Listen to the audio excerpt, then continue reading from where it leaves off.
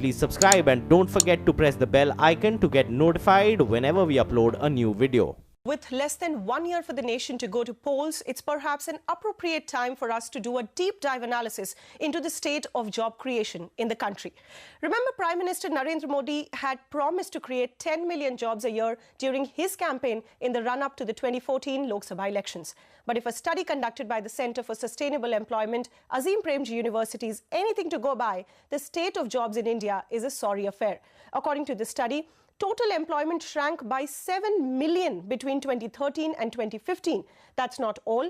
Unemployment rate among the youth and highly educated stands at 16%, and that's 3 times the national average. 67% Indian households earn less than 10,000 rupees a month.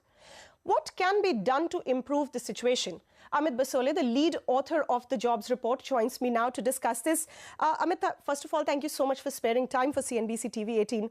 We've been talking about this jobs problem quite a bit. There are multiple surveys that have been done which show that jobless growth is perhaps a reality. It's certainly a reality in India.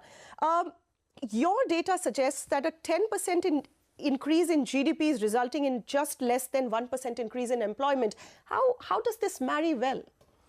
Well, first of all, thank you for having me and giving me the opportunity to talk about the report's findings. As you say, the data certainly don't show a very robust increase in jobs. We have seen strong GDP growth, over 7% over the last many years, but the growth elasticity, as it's called, how responsive are jobs to growth is not been anywhere near what we would like it to be. It's less than 1%. So needless to say, a lot more needs to be done to ensure that growth is Firstly, what would be the key reason? Because we talk of formalization of the jobs sector. We are talking about more manufacturing in India, make in India, which in turn somewhere is showing us the growth as far as GDP is concerned. Where are the jobs missing out? Right. So clearly the growth sectors, the sectors that are driving GDP growth, are not the ones that are delivering jobs. So if we look at which are the sectors that grow the fastest or grew the fastest, then we find things like finance or real estate, things like that, which are not generally very job creating. Or even if you look at IT is an important part of the economy, but again doesn't create that many jobs. On the other hand, if you look at something like labor intensive manufacturing, where you would create jobs for a given amount of GDP growth, there India has not really performed up to the mark. Our share of the workforce that is in manufacturing hasn't really changed a whole lot in the last several years.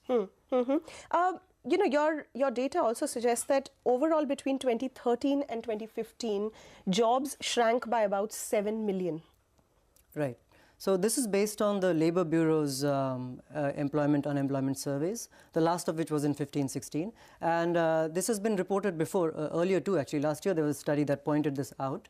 And there hasn't been really nearly enough work to look at why that happened.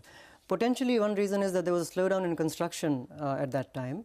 And construction, as many people would know, is one of the key sectors that has created jobs outside of agriculture in the last several years. So a slowdown in construction certainly has a big impact on the low-end informal sector kind of jobs. You know, the other aspect of your report, which was quite striking, was that the youth and the overeducated, rather the graduates and educated above graduates, are the ones who are actually unemployed in India. That number is rising. 16% is still 2015 from your report. Has that trend continued in 2016, 17 and 18? And what really is the reason, according to you, for that lack of job for youth and, you know, the graduates and above? Right. So since 2015-16, there is no government household employment data that we can rely on to answer this question. We do have some data from the Centre for Monitoring the Indian Economy, which is a private entity. And there the unemployment rate continues to be high even in that data post 2015 too. So there hasn't been any noticeable difference in that respect. As to why this is, I should point out that traditionally we always see a higher rate of unemployment among the educated youth, because these are the people who would prefer to wait for a proper job or a job that is consistent with their skills, etc., rather than accepting anything that comes along. So the rate of unemployment always is higher for the educated than the less educated. Now, what has changed in India in the last, let's say, 10 years or so is a very large increase in the college enrollment ratio. Right? We used to have somewhere near, let's say, 15% of college-age youth in college for many years. It was growing slowly, and then it has increased very fast in the last 10 years. It's up to 25% now. So we have an increasingly educated labor force, which means there is a change in the way we should look at the Indian labor market. We continue to have a large part of the labor force that is less educated, that is in informal work. There the challenge is different in policy terms. Here the challenge is of creating new types of employment that is consistent with the expectations of the newly educated labor force. You spoke about formal and the informal space. You know, there's been a lot of debate on what really is formal and what really is informal.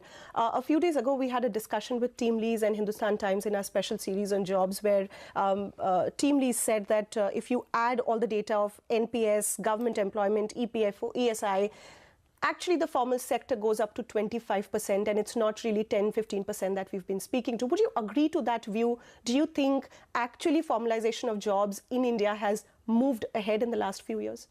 Right. So the short answer is yes. Now, as to what the percentage is, that really depends on how you define formal. By the broadest definition of formality, which would be what NSS used to call the regular workers, workers who get paid a regular monthly salary as opposed to a daily wage, about 60% of wage workers, I'm leaving aside the self-employed, 60% of wage workers are regular workers. Now, if you include even one benefit into that definition, let's say a provident fund or paid leave or something like that, then that drops to 30% of wage workers who are formal. And if you include a written contract, which is the strictest condition, many workers in India don't have a written contract, then that's about 10%. So the Niti Aayog also said that we need to look at the definition of formal differently in India, etc. And I don't think we have any problem with that. As long as we are clear on what the definition being used is, we can then move ahead with the debate. The important thing that shouldn't get lost, though, is that there's a lot to be done to ensure job security and a decent living wage for the majority of the workforce, however you define it. Yeah, and when we come to wage, we also speak of productivity. Your report also highlights the divergence between productivity and wages, particularly. As much as productivity has grown, wages haven't. Right. And this particularly, what you're referring to in the report is the organized manufacturing sector, I should say. And there it's very clear that we look at data from 1982-83 up to 15-16 from the annual survey of industries, and we showed a very large increase in productivity over this period, about 6 times labor productivity. Wages, on the other hand, have not even doubled in that period. Do you think formalization of jobs is really the answer? Some data that was quoted earlier on our channel was that 50% of labor produces just 13% of GDP. But is formalization really improving productivity? Your report somewhere is contrary to this view.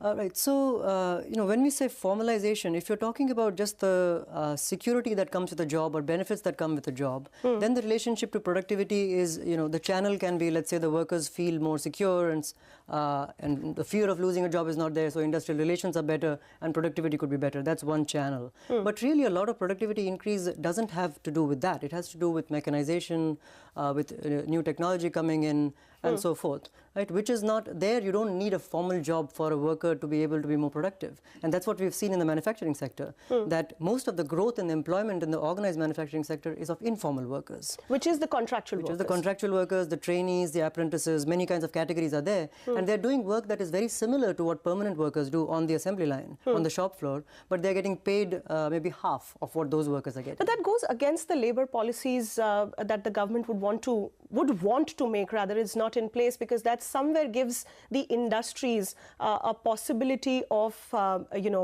exploiting the worker base.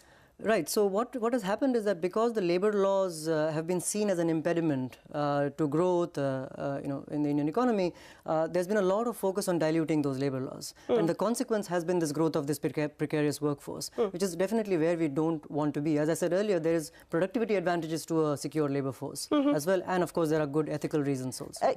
Your report points to many disturbing set of data that unemployment is at the worst in last 20 years.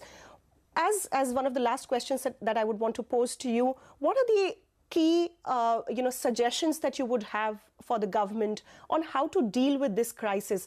I remember reading you had said a national employment policy or a Manrega sort of plan for urban sector could be one. Yeah, so there is no national employment policy, but we certainly think that there should be one. And it needs to be multidimensional because this is a complicated problem. As you said, extending Manrega, which has worked well in the rural areas as a wage floor, has given an option to rural workers. Extending it to urban areas is an excellent idea, we think. There is a lot to be done in urban areas in improving public goods, because our cities are not in very good shape, as you know. So there's a lot of work to be done there if the resources can be found and jobs can be created. But that's not the only thing. We think that we also, India underprovides services, education, health, public safety, transportation. All of these services are not up to where we would want them. So a universal basic services kind of a program could be thought about, where you are creating jobs in delivering these services. And the government has already been putting resources into Anganwadi, Asha and so on, where workers are not getting good wages there. I should point out that these are not anywhere near desirable in terms of wages, but the government has been doing these things, and one can imagine an expansion of these things which could make a big dent in the jobs. Right. All right, Amit Pasole, thank you so much. So a national employment policy and maybe a Manrega sort of a program for urban India could be maybe an answer to this crisis of jobs in India. Well, with that, it's a wrap on this edition of Reporter's Diary. Thank you for watching. Stay tuned to CNBC TV 18. Coming up next is a special edition of State of the Economy, an exclusive interaction with Fitch Ratings global economist Brian Colton.